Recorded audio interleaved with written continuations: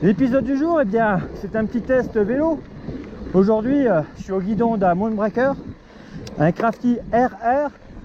Donc en dessous, il y a le modèle R à 6500 €, qui est Two Fox Performance.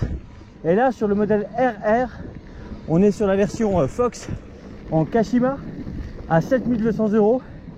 Et après, pour compléter cette gamme en cadre aluminium et train arrière alu, eh bien, il y a le Crafty tout monté All-ins qui lui est à 8000 €. Et ensuite, 4 modèles cadre carbone où on va retrouver le même type de montage, mais avec un cadre entièrement carbone. Et là, 4 modèles. Et toujours en génération Smart System de chez Bosch, c'est-à-dire avec la batterie de 750 Wh et le moteur de dernière génération, et surtout la commande LED Sensor, ce qui fait qu'on peut rouler sans le Kiox. Alors en termes d'ergonomie, elle est un petit peu mieux que le Purion, mais il faut toujours déverrouiller le pouce pour modifier les niveaux d'assistance. Donc peut mieux faire à ce niveau là, mais ça n'a rien à voir avec le vélo. En termes de débattement, eh bien on va faire un petit peu les présentations de cette machine. On est sur un vélo qui est en 160 mm à l'avant et 150 mm à l'arrière, donc vraiment orienté pour un usage de montagne. Donc sur ce vélo, vous noterez que il manque la roue Mavic à l'arrière. Il y a dû y avoir un échange dans le transport. C'est un petit peu le problème sur le salon. Au déchargement des fourgons, parfois il y a un petit peu des loupés. Je trouve même que ça tortille du cul. Ça doit être la roue d'été suisse. Mais ce vélo est logiquement roulé avec une paire de roues Mavic. Au niveau freinage, eh bien malheureusement, compte tenu des difficultés, celui-ci devait être en Shimano, mais il est monté avec des SRAM codes. Donc ça, malheureusement, c'est le prix à payer pour avoir des vélos qui roulent. Au niveau suspension, donc tout Kashima, et surtout une technologie 0 point de pivot. On est sur une suspension à pivot virtuel, qui est en fait l'héritage de toute la gamme Mounbreaker, des vélos de trail aux vélos de DH. Et là, eh bien ce système 0, l'idée, c'est 0 point mort, 0 retour au freinage, 0 friction, 0 contrainte au niveau de l'amortisseur latéralement, puisqu'en fait la rigidité, eh bien c'est l'ensemble des axes des biellettes qui la supportent, et du coup l'amortisseur peut vraiment travailler sur toute son amplitude avec un maximum d'efficacité. Et c'est vrai que sur ces premiers sentiers, le sentiment c'est vraiment d'avoir cette roue qui est collée au sol. Par contre, en termes de rigidité latérale, j'ai trouvé un petit peu flou l'ensemble. On dira que c'est dû peut-être à la roue d'été suisse. Avec la roue Mavic et ses rayons plats, on n'aurait pas le souci. Du coup, eh bien, on s'est dit que pour tester cette machine, par rapport à son programme, on avait une petite piste sur les hauteurs des Gets, là, une petite piste pirate, la californienne, et on va aller rouler sur ce spot qui logiquement va nous permettre de tirer le meilleur de cette machine, même si malheureusement cette batterie de 750 Wh qui fait quand même un certain gabarit, hein, c'est 14 cm de plus que ce que j'utilise sur mes vélos, et bien cette batterie automatiquement elle m'oblige à avoir un top tube au niveau du reach qui va être beaucoup plus long que ce que je roule d'habitude. Et j'ai un peu l'impression de rouler avec un camion ou avec une remorque. C'est un petit peu bizarre, c'est pas les gabarits que je roule d'habitude, donc forcément je suis pas forcément à mon avantage. Allez, c'est parti mon kiki, on va profiter de cette jolie piste. Ah oui, c'est vraiment joli ici, hein. Alors mode IMTB. Alors forcément si on roule à plus de 25, on n'a plus l'assistance. D'ailleurs étonnant, ah non mais oh là là là là, l'assistance était coupée.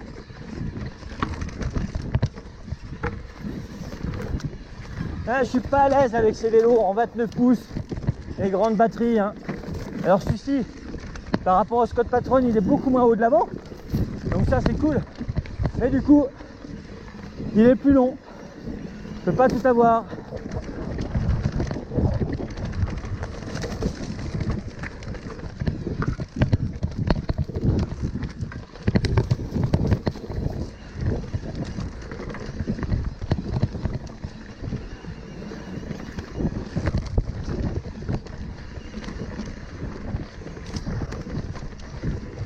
Voilà. Et ça a super bien séché. Il y a quelques gouilles, mais sinon, le terrain est vraiment top.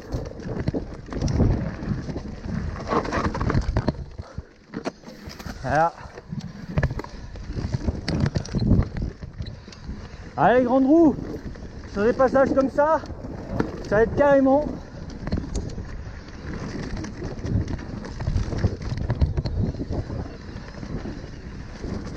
Après, on va avoir des passages un peu plus dans la pente, plus bas.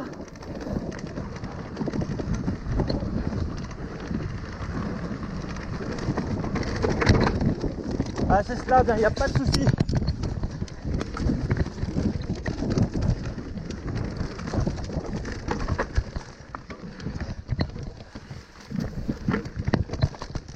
Alors, dans la pente, les dévers, il n'y a pas de souci. Cette suspension 0 est efficace. Et il vaut mieux parce que là, on est vraiment dans de la zone plutôt hostile.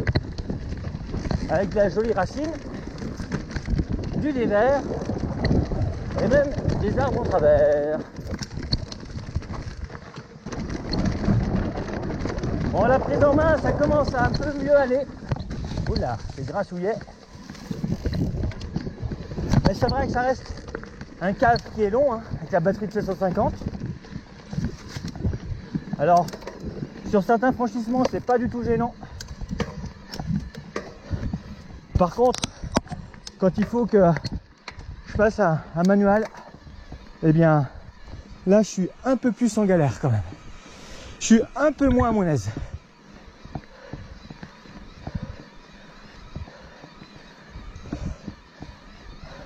Ah, ça grimpe très très bien. Et là, c'était plutôt très très raide. Et là, logiquement, il y a eu un petit peu de débardage, mais il doit rester une trace pour passer au centre. Alors, arrive à gérer un peu mieux les bunny-up.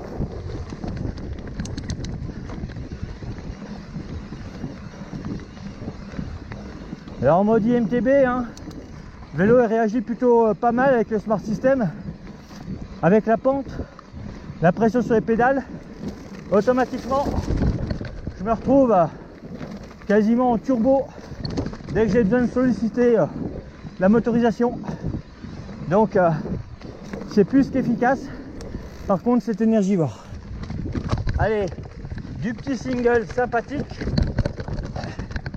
Je commence à avoir la machine en main, donc c'est clair que ces racines, je les connais un petit peu. Et là, je peux vous dire que le vélo, il rattrape très très bien. Et surtout, il filtre.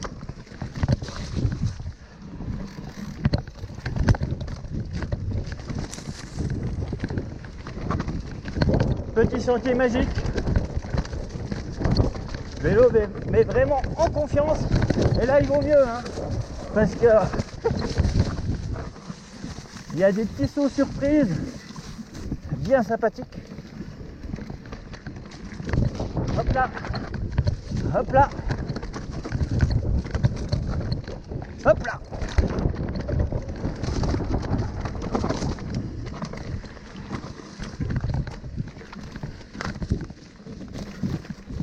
Et quand il n'y en a plus, il y en a encore. Donc ça, voilà. C'était sec. Bon, c'était sec.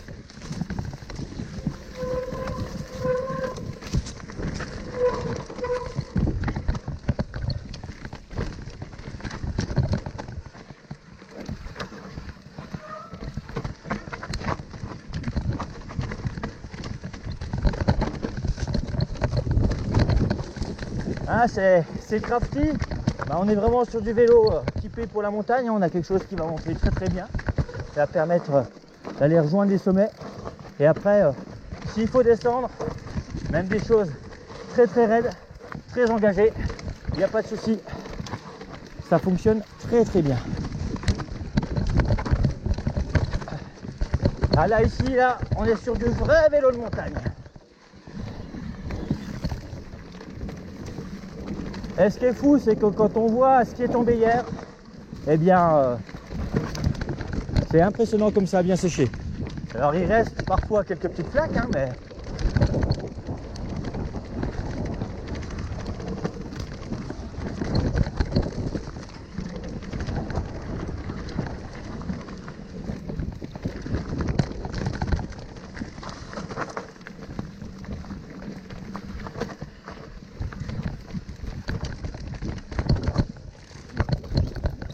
Et hop, on se moque des racines, des troncs et compagnie. Alors on voit que la piste a été modifiée pour s'adapter à tous ces arbres couchés.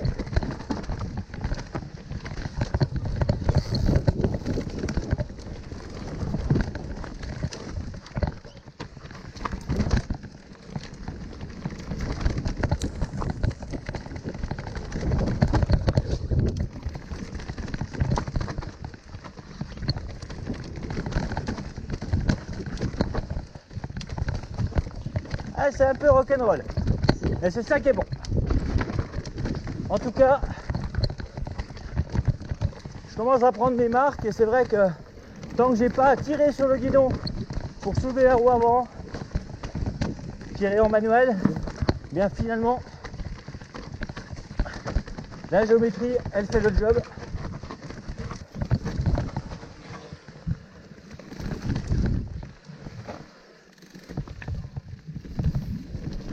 Alors on voit bien la ravine, hein, l'écoulement de l'eau. Et là, hop!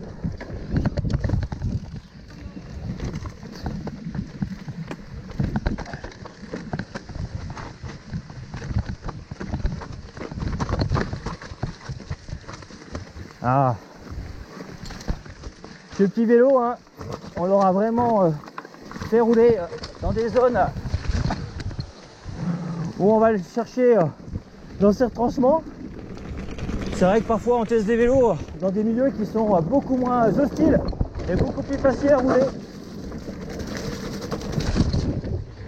Ouais, j'arrive pas à tirer sur la roue avant, mais avec les roues de 29 pouces, ça passe nickel, ça passe crème.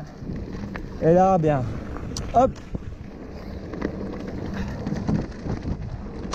fin de la zone tout terrain, mais bien, c'est cette gamme Crafty vraiment intéressante et rapport prix équipement pour du smart system tout Kashima, et bien 7199 €. Ça reste un gros billet, mais ça fait partie des vélos accessibles quand même.